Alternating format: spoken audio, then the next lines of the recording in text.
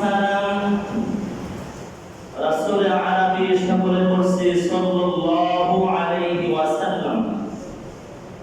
আবার বলছি সাল্লাল্লাহু আলাইহি ওয়াসাল্লাম। রাসূল আরবি সাল্লাল্লাহু আলাইহি ওয়াসাল্লামের উপর যার তরিকা আর আদর্শের মধ্যে রয়েছে গোটা মানব জাতির কল্যাণ এবং সফলতা। সম্মানিত মুসলিয়ান কিরাম, আজ আপনাদের খেদমতে পবিত্র কোরআনুল কারীমের 114 খানা সূরার মধ্যে সূরা মুমিনুনের সাথে আপনাদের কিছু পরিচয় করে দেওয়ার ইচ্ছা পোষণ করছি ইনশাআল্লাহ। মা তাওফীক ইল্লা বিল্লাহ। আজকে আপনাদের খেদমতে যে বিষয়ে আলোচনা করব সেটি হচ্ছে সূরাতুল মুমিনিনের 11টি আয়াত। এই 11টি আয়াতের মধ্যে আল্লাহ সুবহানাহু ওয়া তাআলা 7টি গুণের কথা বলেছেন এবং বলেছেন এই 7টি গুণ যদি আল্লাহ তাআলার কোনো বান্দা কোনো বান্দি অর্জন করতে পারে তাহলে উলাইকা হুমুল ওয়ারিসুন, ওই বান্দা ওই বান্দি হচ্ছে জান্নাতবাসী। সুবহানাল্লাহ। জান্নাতের উত্তরাধিকারী। হুম ফিহা খালিদুন, এই জান্নাতে ফেরদাউসে সে অনন্তকাল আবাদুল আবাদ, যার শুরু আছে শেষ নেই। জগতের পর জগৎ এরকম যুগের পর যুগ থাকতেই থাকবে। লা ইয়াবুনা আনহা হিওয়ালা, সেখান থেকে আর বের হতে যাবে না। তাহলে আমরা সহজেই একটা বিষয় বুঝতে পেরেছি। আজকের আলোচনা হবে সূরা মুমিনুন থেকে 11টি আয়াত এবং এই 11টি আয়াতের মধ্যে আল্লাহ পাক রব্বুল আলামিন 7টি গুণ বর্ণনা করেছেন। কয়টি গুণ? সকলকে আলোচনা বুঝতে হলে আওয়াজ করতে হবে এবং আমি যে কোশ্চেন করব এই কোশ্চেনের সুন্দর উত্তর আপনাকে আনসার আপনাকে দিতে হবে। তাহলে আলোচনা শুনে মজা পাবেন, আলোচনা বাসায় নিতে পারবেন। তাহলে আলোচনা এখানেই থাকবে, কোনো লাভ হবে না। এজন্য আমি যে এই প্রশ্নগুলো আপনাদের করি সেগুলো উত্তর দিবেন, না ঘুমাইবেন। হ্যাঁ, ঘুমান যাবে না। শ্রোতা যদি জ্ঞানী হয়, শিক্ষিত হয়, বিচক্ষণ হয় তাহলে খতিবের ওইভাবে ওই মাপে ওই আন্দাজে কথা বলে। আর স্টুডেন্টস তারা যদি দুর্বল হয়, যদি ওই আল্লাহু আকবার, তাহলে কিন্তু টিচার সেইভাবে কিন্তু মোতালা করে না, প্রস্তুতি নেয় না, কারণ তাদেরকে এভাবে ভাবে দিলিত হয়ে যায়। সেজন্য গুরুত্বপূর্ণ আলোচনা সরাসরি কোরআন থেকে বিগত কয়েক সপ্তাহে আপনাদেরকে আলোচনা শুনিয়েছি। সমসাময়িক আমাদের জন্য যেগুলো অতীব জরুরি আহাম ছিল সে বিষয়ে কিঞ্চিত একটু কাজ দিয়ে গিয়েছি। আজকে আবার আপনাদের খেদমতে ভিন্ন একটা আঙ্গিকে আলোচনা করার ইচ্ছা পোষণ করছি। তো আজকের আলোচনা হিফজুল কোরআনের 18তম পারার প্রথম পৃষ্ঠা। 18তম পারার প্রথম পৃষ্ঠা সূরা মুমিনুন থেকে আলোচনা। এই সূরার নাম হচ্ছে সূরাতুল মুমিনুন, আল মুমিনুন। মুমিনদের নামে আল্লাহ সুবহানাহু ওয়া তাআলা একটা সূরা নাযিল করেছেন। এই সূরাটি 118 আয়াত বিশিষ্ট। 18তম পারায় অবস্থিত এই সূরা এবং এই সূরার টোটাল আয়াত হচ্ছে 118টি। এই সূরার নামকরণ করা হয়েছে মুমিনদের নামে, সূরাতুল মুমিনুন। তো সূরাতুল মুমিনুন আমাদের নামে এই সূরা নামকরণ করা হয়েছে। আমরা সকলে জানি পবিত্র কোরআনুল কারীমে কাফিরদের নামে সূরা আছে না? সূরাতুল কাফিরুন। মুনাফিকদের নামে সূরা আছে না? সূরাতুল মুনাফিকুন। আর আমরা যারা আছি ঈমানদার মুসলমান, আমাদের নামেও সূরা আছে। সেই সূরাই কিন্তু আজকের আলোচনা। একটু তো অবশ্যই বোঝা যাচ্ছে। তো মুমিনদের নামে যে সূরা, সেই সূরায় আজকের আলোচনা। এই সূরাতে 6টি রূপ রয়েছে। এই সূরাতে 118টি আয়াত রয়েছে। হিফজুল কোরআনের 18তম পারার প্রথম পৃষ্ঠায় এই সূরাটি অবস্থিত। মোহতারাম হাজিরিন, এই সূরা সম্পর্কে চমৎকার দুটি হাদিস শুনেন। আম্মা জান হযরত আয়েশা সিদ্দিকা রাদিয়াল্লাহু তাআলা আনহার কাছে এসে যদি কেউ জিজ্ঞাসা করতেন, আম্মা জান রাসূল কেমন ছিলেন, একজন পুরুষ সে কেমন, তার মেজাজ কেমন, সে লোক হিসাবে কেমন, সব দিক থেকে এই বিষয়টা ক্লিয়ার ভালো ফুলফিল একজন মানুষ পরিপূর্ণ জানেন, তিনি হচ্ছেন তার আহলিয়া, তার স্ত্রী। ঠিক না ঠিক? আওয়াজ করেন না, মনে বুঝেন নাকি? হ্যাঁ, একজন পুরুষ সে কেমন, তার আহলিয়া সবচেয়ে বেশি ভালো জানেন। তার থেকে কাছ থেকে দেখার সুযোগ এবং এই অভিজ্ঞতা, এই তাজরবা আর কেমন নাই দুনিয়া। তার মা অতটা ভালো জানেন না, তার বাবা অতটা ভালো জানেন না, তার উস্তাদ শিক্ষক টিচার অতটা ভালো জানেন না, যতটুকু পরিপূর্ণ কামেল মুকাম্মেল ভালো জানেন একজন স্ত্রী। ঠিক না ঠিক? আল্লাহর পয়গম্বর রাসূল কারীম সাল্লাল্লাহু আলাইহি ওয়াসাল্লাম কেমন ছিলেন এই বিষয়টা সরাসরি তার প্রিয়তমা স্ত্রী আমাদের আম্মা জান হযরত আয়েশা সিদ্দিকা রাদিয়াল্লাহু তাআলা আনহাকে প্রশ্ন করতেন, ওগো আম্মা জান, কাইফা কানা রাসূলুল্লাহ সাল্লাল্লাহু আলাইহি ওয়াসাল্লাম, এবং তার হায়াত সম্পর্কে, তার জীবনী সম্পর্কে বলতেন আমাদের রাসূল সাল্লাল্লাহু আলাইহি ওয়াসাল্লাম কেমন ছিলেন। হাদিসের মধ্যে এসেছে আম্মা জান হযরত আয়েশা সিদ্দিকা রাদিয়াল্লাহু তাআলা আনহা সূরা মুমিনুনের 11টি আয়াতে কারিমা চমৎকারভাবে তেলাওয়াত করে করে শেষ করার পরে আম্মা জান আয়েশা সিদ্দিকা রাদিয়াল্লাহু তাআলা আনহা বলতেন, এই আয়াতের মধ্যে যে গুণাগুলো আল্লাহ সুবহানাহু ওয়া তাআলা দিয়ে দিয়েছেন, এই প্রত্যেকটা গুণ আল্লাহর পয়গম্বরের মধ্যে ছিলেন। তাহলে তুমি এবার এই 7টা গুণের দিকে লক্ষ্য করো, তাকাও, তাহলে তুমি আল্লাহর পয়গম্বরকে দেখতে পাবে। আল্লাহু আকবার বলেন। তুমি যদি এই 7টি গুণ এই পবিত্র কোরআনুল কারীমের সূরা মুমিনুনের 11টি আয়াতের মধ্যে যদি তুমি চোখ দাও, তাহলে তুমি আল্লাহর পয়গম্বরকে দেখতে পাবে। আল্লাহর পয়গম্বরের জিন্দেগি এই 11টি আয়াত, এই 7টি গুণের মধ্যেই ছিলেন। আল্লাহু আকবার। এই 11টি আয়াত 7টি গুণের মধ্যেই আল্লাহর পয়গম্বরের টোটাল জিন্দেগি চলে এসেছে। আল্লাহর পয়গম্বর এই গুণগুলোর মধ্যেই ছিলেন। এগুলো যদি তুমি দেখতে পারো, তাহলে তুমি আল্লাহর পয়গম্বর কেমন ছিলেন তুমি ঘরে বসে বসে আল্লাহর পয়গম্বরকে দেখতে পাবে। আল্লাহ তাআলা আয়াত নাযিল করলেন, قد أفلح المؤمنون الذين هم في صلاتهم خاشعون والذين هم عن اللغو معرضون والذين هم للزكاة فاعلون। আল্লাহ রাব্বুল আলামিন বলেন, قد أفلح المؤمنون। قد মানে নিশ্চয়, قد এটা নিশ্চয়তার অর্থ প্রদান করে। আফলাহ মানে সফল হয়ে গিয়েছে, এটা মাজির সিগা। কোন উলামায়ে ইকরাম মাদ্রাসার যদি ছাত্র থাকতো অনেক ভালো বুঝতো, এটা হচ্ছে মাজির সিগা, অতীতকালের একটি শব্দ।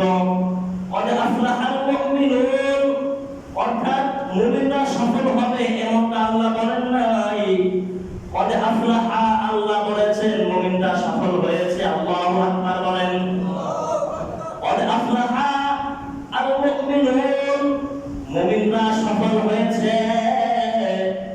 মুহতারাম হাজিরিন, এই সূরা মুমিনুন টোটালটাই সর্বসম্মতক্রমে এবং সমস্ত মুহাদ্দিসিনে কিরাম, সমস্ত মুফাসসিরিনে কিরাম একমত।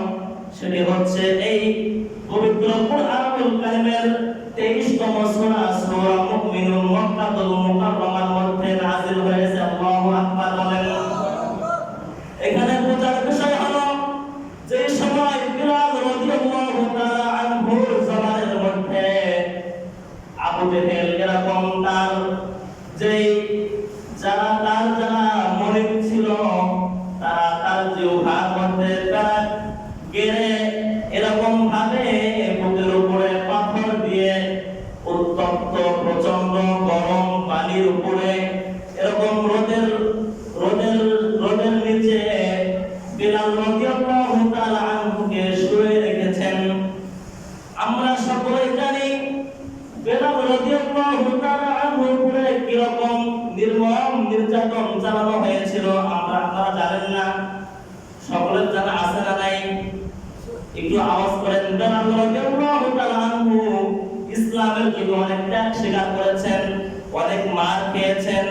এটা আপনাদের জানা নাই? জবাব করে বলেন তো দেখি, আছে না? দেখেন মজার কথাটা দেখেন। বিলাল রাদিয়াল্লাহু তাআলা আনহু মার খাচ্ছে, খাব্বাব রাদিয়াল্লাহু তাআলা আনহুর এই পরিমাণ জুলুম করা হয়েছে যে তার পিঠে অঙ্গার আগুনের শিখার কারণে তার পিঠের যেই হাড্ডি ছিল সেই হাড্ডি দেখা যাচ্ছে এবং তার এই চর্বি গোশত চামড়া গলে গলে ওই অঙ্গার আগুনগুলো নিভে যাচ্ছে। এরকম কঠিন থেকে কঠিন পরিস্থিতি যেখানে সরাসরি আল্লাহর পয়গম্বর নির্যাতনের শিকার। আপনারা যে অনেক ক্ষেত্রে আমাদেরকে বলেন যে হুজুর আল্লাহর পয়গম্বরকে এই পরিমাণ জুলুম নির্যাতন করছে, তাদের নামাজের উপরে তার এরকম নারী ভুঁড়ি পচা নারী ভুঁড়ি উঠে দিয়েছে। আপনাদের ইমাম সাহেবদেরকে একটা কথাও বলা যায় না, একটু অন্যরকম করে বললে আপনারা মাইন্ড করেন, আমরা বলবো কি করেন। তো আপনারা সকলে জানেন যে আল্লাহর পয়গম্বর কেউ সাথ দেন নাই, দিয়েছেন? হ্যাঁ, সাথ দিয়েছে। একটু আওয়াজ করে না, একটু জবান করে আওয়াজ করবেন, মুখ নাড়াবেন না, তাহলে গুরুত্বপূর্ণ কথা পাবেন। তাহলে আল্লাহর পয়গম্বর কেউ সাথ দিয়েছে? সাথ দেন নাই। এবং আমরা সকলেই জানি ইসলামের প্রথম শহীদ হচ্ছেন সুমাইয়া রাদিয়াল্লাহু তাআলা আনহা। তার লজ্জা স্থানে বর্ষা নিক্ষেপ করে তাকে দুনিয়া থেকে শহীদ করা হয়েছে। তাহলে একদিক থেকে আল্লাহর পয়গম্বর নির্যাতিত, আরেকদিক থেকে উমাইয়া বলে খাব্বাব রাদিয়াল্লাহু আনহু নির্যাতিত, আরেকদিক থেকে হযরত সুমাইয়া রাদিয়াল্লাহু তাআলা আনহা তিনি শহীদ হয়ে যাচ্ছেন। বিলাল রাদিয়াল্লাহু তাআলা আনহুর করুণ পরিস্থিতি, চতুর্দিক থেকে ইসলাম এবং মুসলমানদের উপর জুলুম চলতেছে, অপর দিক থেকে ওই মক্কার মধ্যে ওই সময়ে ওই রাসূলের উপরে আল্লাহ এমন একটা সূরা নাযিল করেছেন যে সূরার হেড হচ্ছে কদ আফলাহাল মুমিনুন, মুমিনরা সফল হয়ে গিয়েছে। বুঝলেন কিছু? একদিক থেকে মার খায়, আরেকদিক থেকে আল্লাহ তাআলা সার্টিফিকেট দেয়, ঘোষণা দেয় যে মুমিনরা সফল হয়েছে। দুটা কি মিলল তো না? কিভাবে মিলে? মুসলমানরা মার খাচ্ছে, যার উপর কোরআন নাযিল হয় তিনি মার খান, তিনি নির্যাতনের শিকার। সেই মক্কার মধ্যে আল্লাহ তাআলা সূরা মুমিনুন নাযিল করে মুমিনদেরকে সান্ত্বনা দিচ্ছেন যে মুমিনরা সফল। মুমিনরা কি সফল? মুহতারাম হাজিরিন, তার মানে অনেক মুসলমান এবং ইসলাম সকলেই নানাভাবে অনেকভাবে তারা নির্যাতনের শিকার হয়েছেন। অনেক নির্যাতন জুলুম তাদের উপরে ইস্তিমলাল চালানো হয়েছে, কিন্তু এই সব কিছুর মধ্যে দিয়ে একটা বিষয় আল্লাহ তাআলা মুমিনদেরকে বোঝানোর জন্য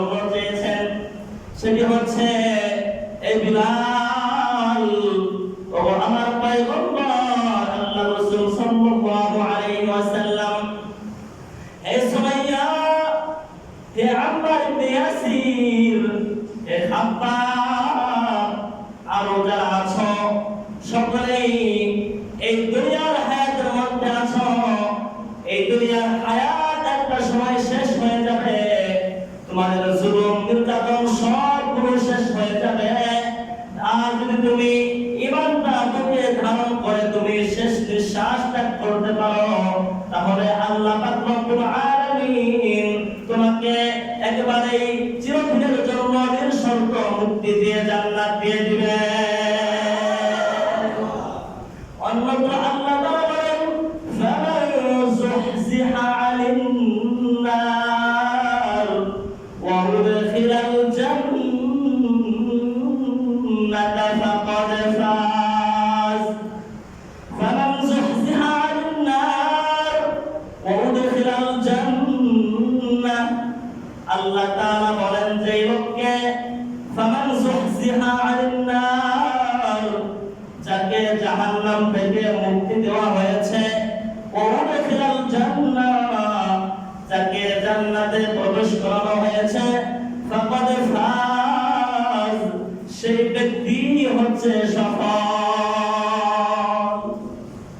সেই ব্যক্তি কি সফল?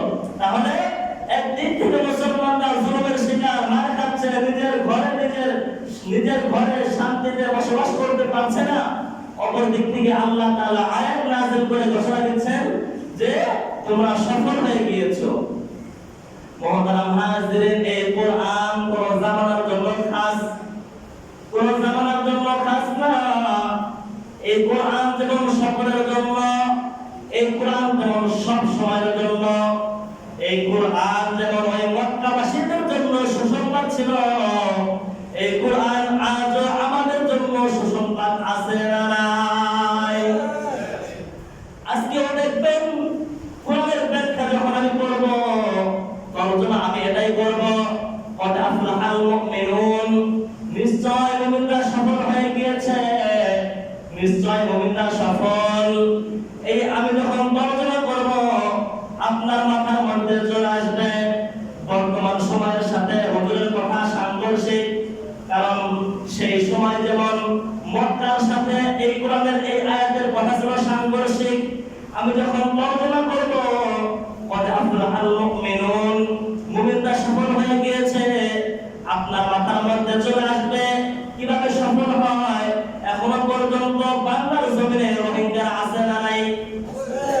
তাহলে সফল হলো কিভাবে? এখনো পর্যন্ত ফিলিস্তিনের মুসলমানরা মার খাচ্ছে কি খায় না? তাহলে সফল হয় কিভাবে? চেচনিয়া, বসনিয়া, আরাকান, গুজরাট এবং কাশ্মীর গত একদিন আগে দেখেছি, এটা সামাজিক যোগাযোগের একেবারেই প্রচন্ড খুব বেশি ঝড় পড়েছে যে এই যে রোহিঙ্গাদেরকে বৈধ যে গৌতম বৌদ্ধ তার ঐশী বাণী হচ্ছে জীব হত্যা মহাপাপ, জীব হত্যা মহাপাপ। এই লেখা যাদের ধর্মের একটা গুরুত্বপূর্ণ বিষয়, বিভিন্ন জায়গায় বিভিন্ন জায়গায় ওই পুস্তকে আমরা দেখতে পাই জীব হত্যা মহাপাপ, এটা বলেছেন গৌতম বুদ্ধ। আর তার ধর্মের অনুসারী যারা আছে, গত 2 দিন আগে একদিন আগে দেখেছি মিয়ানমারে রোহিঙ্গাদেরকে গরু যেইভাবে জবাই করা হয় ওইভাবেই জবাই করা হচ্ছে। নাউজুবিল্লাহ। মুহতারাম হাজিরিন, তাহলে 18তম পারার প্রথম লাইনের প্রথম পৃষ্ঠার প্রথম লাইনে আল্লাহ তাআলা বলেছেন সূরা মুমিনুনের 1 নম্বর আয়াতে মুমিনরা সফল হয়ে গিয়েছে।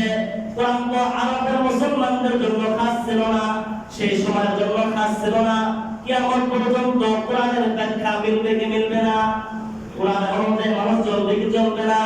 তাহলে 2025 সালে এসে যখন হুজুর যখন মেম্বারে বসে যখন তাফসীর করে কদ আফলাহাল মুমিনুন, মুমিনরা সফল হয়েছে, আমাদের প্রশ্ন জাগে তাহলে মিয়ানমার এবং কাশ্মীর এবং গুজরাট আর ওই ফিলিস্তিন আর সিরিয়ার মুসলমানদের এমন পরিস্থিতি কেন?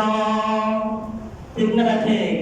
হ্যাঁ মুহতারাম হাজিরিন, তাহলে সেই সময় জুলুম নির্যাতন ছিল, আল্লাহ তাআলা বলেছেন মুমিনরা সফল, এখনো থাকবে, এরপরে মুমিনরা সফল। কিভাবে সফল? কারণ হচ্ছে আমরা সফলতার যে সংজ্ঞা আছে এই সংজ্ঞা আমরা বুঝি না।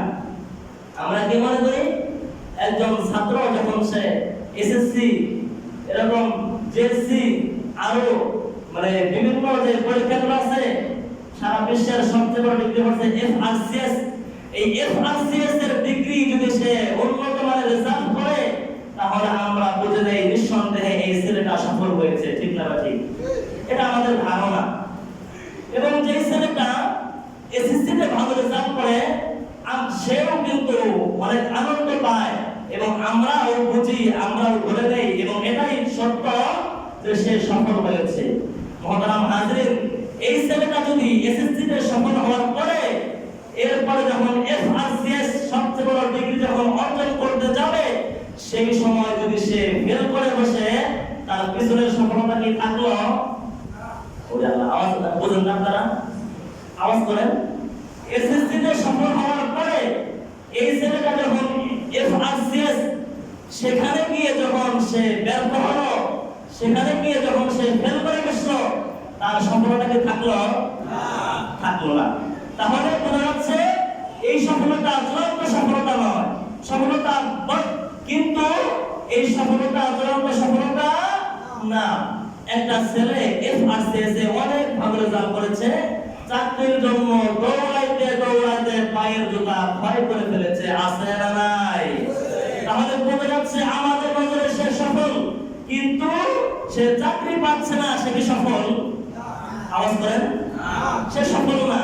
তাহলে তার এফআরসিএস এর ডিগ্রি অনেক সারা বিশ্বের সবথেকে উন্নত এবং সর্বশেষ ডিগ্রি, এটা ওয়েলকাম স্বাগত ছিল, কিন্তু যখন সে চাকরি পাচ্ছে না সে আর সফল না। মহতারাম হাজরিন, এরকম আপনি নানান দিকে সর্বদিকে সব জায়গায় মিলিয়ে নেন যে দুনিয়ার যত সফলতা আছে এই সফলতা কোনো চূড়ান্ত সফলতা নয়। একটা ছেলে দেখে বাবা দুনিয়া থেকে চলে গিয়েছেন, মা কোনোভাবে অনেক কষ্টে তাকে লালন পালন করেছে, শিক্ষা দিয়েছে, ছেলেও মাশাআল্লাহ এফআরসিএস অর্জন করেছে, ডিগ্রি অর্জন করার পরে দেশে ভালো উন্নত ডিপার্টমেন্টে চাকরি হয়েছে, 2 লক্ষ 2.5 লক্ষ টাকা বেতন, ছেলেটা ঋণ পরিশোধ করে দোতলা ছোট একটা বিল্ডিং দিয়েছে। মায়াকে ভালো পোশাক পরতে পারতো না, এবার মাকে চমৎকার সুন্দর সুন্দর শাড়ি কাপড় পরাচ্ছে। এলাকার মানুষ বলে, কানাকানি করে, কথা বলে যে ও অনেক দিন পরে আল্লাহ ওর দিকে তাকাইছে। বলে কি বলে না? বলে না? তাহলে আমাদের নজরে সফলতা আল্লাহ তাকাইছে মানে আল্লাহ রহমত দিছে, আল্লাহ বরকত দিছে। এলাকার মানুষ সবাই বলে 2 তলা বিল্ডিং আর কত কি করবে, মাকে যে চমৎকার খাবার খাওয়ায়, মাকে যে চমৎকার পোশাক পরায়, অনেক দিন পরে হলেও আল্লাহ ওর দিকে তাকাইছে। আমাদের ভাষায় এটাই বলে আমরা, অনেক দিন পরে হলে আল্লাহ ওর দিকে তাকাইছে। তাকাইছে মানে আল্লাহ রহমত তার উপর করেছে, তার মানে এটাই হচ্ছে আমাদের কাছে সফলতা। মহতারাম হাজরিন, এই লোকটা দিন শেষে যদি মৃত্যুবরণ করার পরে যদি জাহান্নাম থেকে মুক্তি না পায় আর যদি জান্নাতে প্রবেশ করতে না পারে তাহলে এই লোকটা কি সফল নাকি? সকলেই বলেন এই লোকটা সফল না। কারণ সে দুনিয়ার সফলতা পেয়েছে মাশাআল্লাহ ভালো, কিন্তু আখিরাতে যেহেতু সে ব্যর্থ তাহলে সে চূড়ান্ত সফল হলো না। মহতারাম হাজরিন, তাহলে আজকে আমরা শুনতেছিলাম যে মুমিনরা সফল হয়েছে। তো মুমিনরা সারা দুনিয়ায় যদি মার খায় তো দুনিয়াতে সফল হওয়ার দরকার আছে না নাই? দুনিয়াতে সফল কিভাবে হব সে বিষয়টা একটু ভিন্ন অ্যাঙ্গেল থেকে বলতে হবে। পরবর্তী দিন ইনশাআল্লাহ আপনাদের মধ্যে সেই বিষয়টা আলোচনা করার চেষ্টা করব। তো আমরা আজকের যে বিষয়টা ছিল সেটি হচ্ছে সূরা মুমিনুনের তাফসীর। একটা আয়াত আপনাদের মধ্যে বলেছি, সেটি হচ্ছে মুমিনরা সফল হয়ে গিয়েছে। আর এই মুমিনরা সফল কিভাবে হবে, কয়েকটা গুণ অর্জন করলে, কয়েকটা গুণ তার মধ্যে